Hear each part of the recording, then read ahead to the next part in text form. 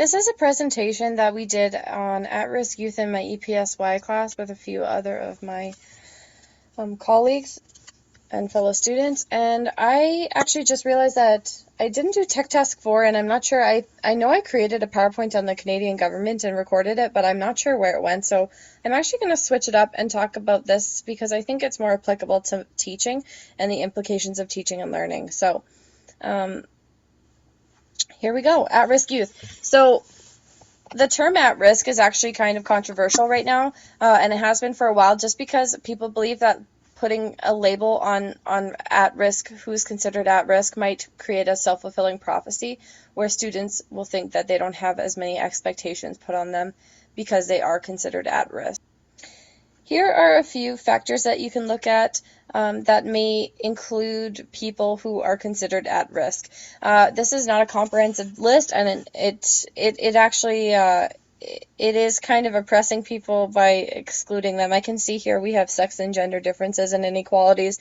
In brackets we have sexual orientation, but it doesn't mention something like gender identity, which also can be considered at risk. But what we can look out for is lower socioeconomic conditions, race and color, non-dominant culture difference, so immigrations and refugees and aboriginals, intellectual and physical disabilities and differences, lack of home support and structure, single parents, peer pressure, changing schools constantly. These are just a few things we can look out for. Research shows that these kinds of behaviors will arise in the classroom, and this may be due to the fact that they are at risk. This includes erratic behavior or low attendance, low literacy, lack of interest in school, negative interactions, and behavioral issues in your classroom. This is, again, not a comprehensive list, and every student's going to be different. Some students who are at risk might actually be really, really quiet and slip through the cracks. So this, again, don't view this as a comprehensive document that kind of is the golden ticket, because it's not. One thing to keep in mind is that we are legally responsible for reporting a child if we think they're being abused or neglected. We actually have a legal duty to report it. So, with that being said, we've developed a few strategies to use for students who are having behavioral issues in the class, or for students who you know are considered at risk and may have other things going on.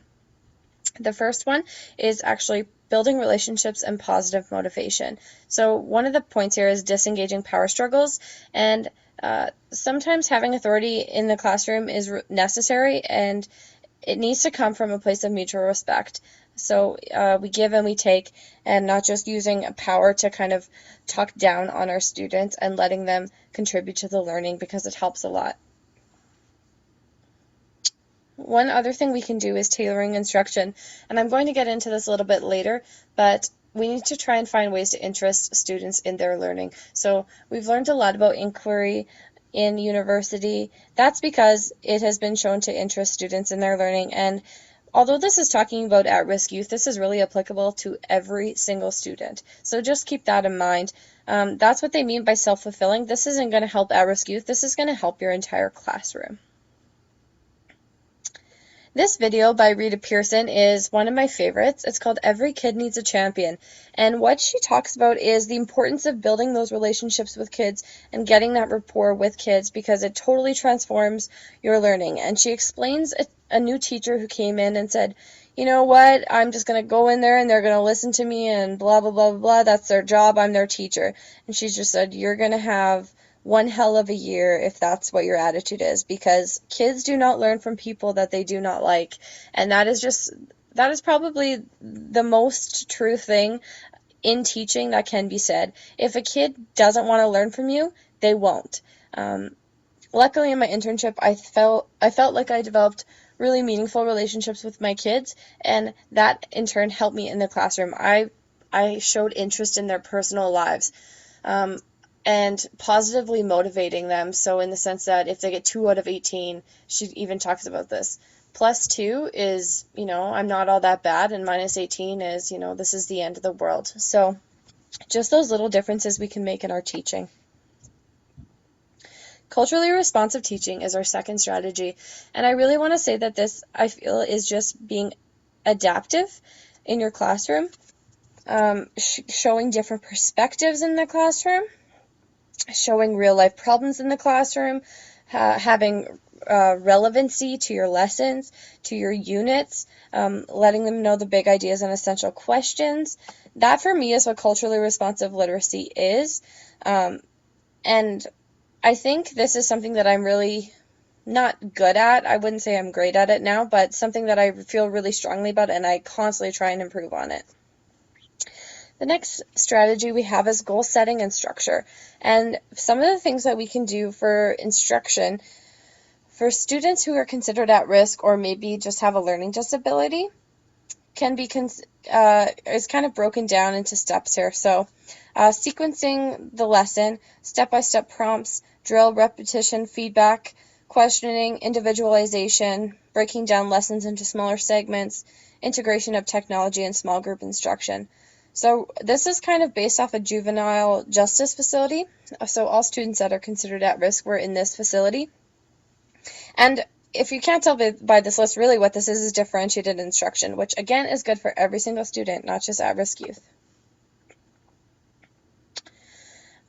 We need, as teachers, to be accountable for what we're doing and have a way to evaluate what we're doing, to see what's effective and what's not.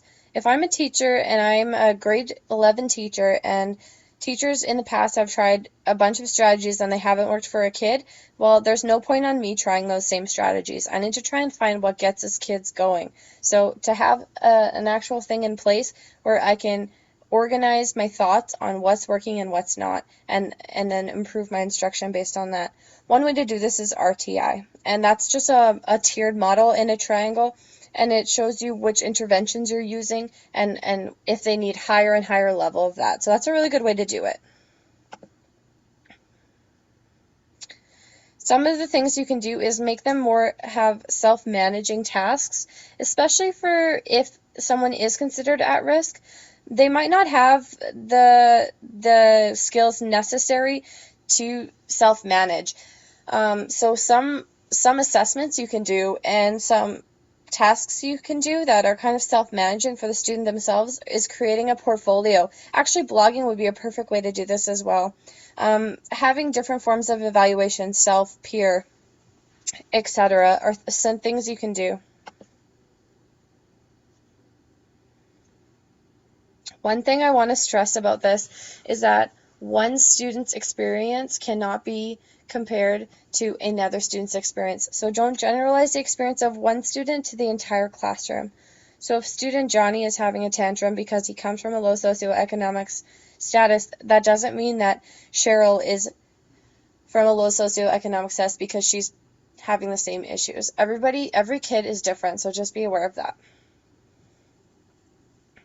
Know your students' strengths so you can create a path to reach their goals. Again, this all comes down to Rita Pearson's thing. Create relationships with your kids. That way, you can find strategies that help them improve their strengths and show that they do have strengths. This program is called Take the Lead, and it's basically a program for at-risk youth specifically, where they train dogs and they get that power and they are the authority over the dog and they're training it to do things, and they get a fulfilling moment when the dog is adopted, and they actually create letters for people to adopt these dogs. And I think this is such a great program. Unfortunately, it's not available here, but it is just another thing that's telling you, what is the kid lacking? What can I do as a teacher to supplement that and support that so they're getting that from me? The implications for teaching and learning. As teachers, we need to be critically reflective about our practice. Oh, we're running low here. And we also have to know that generalizations exist about at-risk youth and just kind of trying to break those barriers. I've actually made quite a few generalizations in this presentation alone. So that's just something that we need to be aware of as teachers. And one guy named Robert Greene wrote an article called Kids Do Well If They Can, and he talks about the difference between the saying kids do well if they want to and kids do well if they can, and how they have different assumptions about students and learning. He demonstrates in his research that behind every challenging behavior is an unsolved problem. And I think that this is a great way to look at it, because if we just say, oh, well, they're not motivated, or she doesn't want to do this, or he has a bad attitude, you should see the parents, it totally wipes our hands clean as teachers for taking responsibility in order to see that student succeed. And it's really easy to do, and it's a lot easier to do than actually taking action and giving them the supports they need. So trying to avoid these kind of statements when they are very common is a hard thing to do, but it's something that's necessary if we want to take action.